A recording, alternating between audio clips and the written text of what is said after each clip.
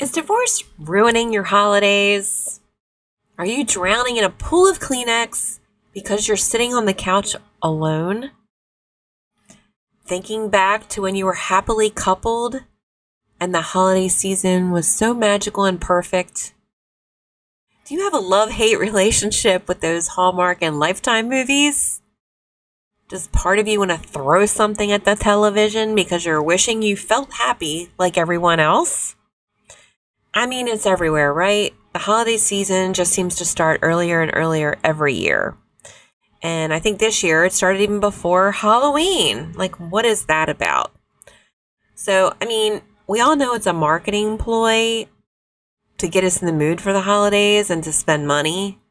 But still, when you're going through a divorce, it means that you just start feeling out of sorts, lonely, and wishing the holiday season was over already. After my divorce, I had years when I felt like that. I just wanted to go to work, come home, and try to hurry on the new year. Before I get to the problem with that idea, hi, my name is Christine, and this is the X-Life podcast. So back to the big problem with hibernating until January 1st. Well, I've always really loved the holidays. Here's the problem is when you are someone like me and you've always loved the holidays, you've grown up with that magical feeling every year.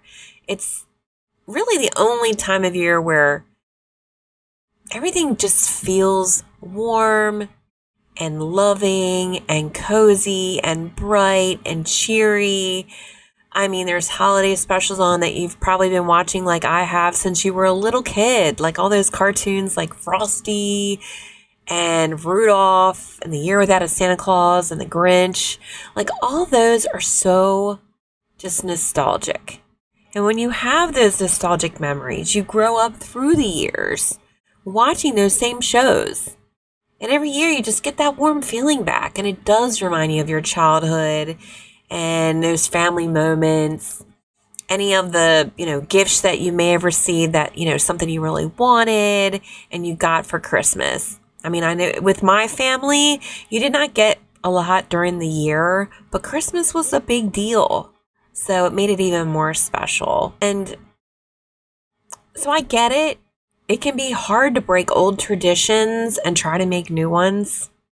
It can be even harder when memories and ghosts of holidays past seem to be around every corner, no matter how hard you try to avoid them. So honestly, what got me through all of those times during the holidays when I was sad and lonely was pride. I'm not going to let him or this divorce take away the holidays from me. That's within my control to do something about it. So I just had to find new and different ways to make it feel special again. Let's take a look at what worked for me and what could work for you. Number one is controlling the controllables. Like I was saying, it's all about controlling what you take in. What are you watching? What are you listening to? And it's things like books you're reading, shows, whether you're listening to holiday music, any social media. And are any of those things something that's reminding you of the past that you don't really want to remember? I know it's hard because this time of year, I know I really enjoy looking at the new Lifetime and Hallmark movies. I mean, I'm a sap, they always go to these quaint small towns where it's like Main Street, USA. Everything's super decorated and everyone's so friendly and cheery. And it's just nostalgic. Everybody's drinking cocoa. Come on. It's just makes you want to cuddle up with a blanket. However, it depends on what kind of mood you're in, whether you're ready for that kind of movie, because we all know they tend to be romance movies and end up with the guy getting the girl, them staying together, etc., etc. And that might be okay, but I just recommend that maybe you consider how you're feeling that day and maybe you DVR that movie for a later time, because you might be having a sensitive day and it could make things worse. Now, thinking of traditions, I want you to look at it one of two ways. Is it something that you want to bring back from your past? And this would be before him. So these memories are not associated with him. Or do you want to try something new and make that a tradition? So examples would be like movies you enjoyed when you were younger. I remember, and I always have done this, when I was still living at home and I was a teenager, I got into the habit of watching Oliver every year. I don't know why. It must have been on television or cable or something, and I just watched it every year and I enjoyed it. I actually should maybe watch that this year. It's been a while. But then through the years, I have added on other movies. I mean, I don't know if you saw my Halloween episode, but I had a whole stack of movies. I also have a smaller stack for Christmas. And those movies, just to give you some ideas, maybe it's something you want to try. And like I said, I'm wrapping gifts while I'm watching these movies, so it makes the wrapping go by faster. I do not like to wrap, so if you do not, this is a good idea. Put on a movie. And so let's see, we have Oliver. I went through a period where I watched Rent, the movie version. I love Sleepless in Seattle, You've Got Mail, The Holiday, Love Actually. Again, some of those have romance in there. You could watch Die Hard. That's not super romantic, but it is kind of considered a Christmas movie now. I think that's up for debate. But if you have movies like that, bring them back. I mean, you watched them for years. They were your movies. You don't need to give them up. Another example could be the tree. So, for many years growing up, I had a fake tree, an artificial tree. That's all we ever had. So that's all I ever knew. I never actually had a real tree until I married my husband. The one I'm married to. So, for example, if something were to happen, I would just go back to my artificial tree. And maybe that's something you can consider. Like if you and your ex always had a real tree, maybe you try an artificial tree. And those getting the tree memories won't be there. Or vice versa. We talked a little bit about the something new. And like I was talking about with those movies, you could bring back the movies we talked about that were special to you, or you could try new movies. And I gave you a few examples. There's lots of them on TV, and you could really find one that you love and make that your new tradition. Or it could be something like a new food that you try to make and a new tradition where you are going to try something new. There's always recipes out. I'm sure you're seeing them on social media. Like this is the time of year where everybody's like, oh, try my new honey brie, or here's my new cookies, or here's this interesting quick appetizer. And that could be your thing. So try to recreate like what you're doing in a different way.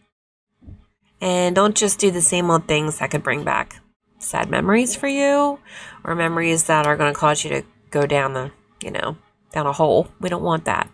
So shaking things up by creating new traditions can be uncomfortable at first, but it could help to stop those triggers. Speaking of triggers, the next idea is to fix the skips. Now, what this means is, inevitably, you're not going to be able to control everything, because you could be in the car, just listening to some music, and all of a sudden, the song comes on. Your song. And I don't know if you're anything like me, but it's like, it's almost like I want to torture myself because I leave the song on and then I'm crying and then I play it again and then I'm crying. It's like a vicious cycle. But I'm sure that you find, just like I did, that this did not work. Like, it's continuing to torture yourself, and you don't need that. So you want to break that right away. Turn the channel immediately. Skip the song, move on. Now, it could be something that you can't avoid, like a certain situation. It could be going to a relative's house at Christmas that you have been with while you were with your ex, and you're seeing things that, in your mind of Christmases past.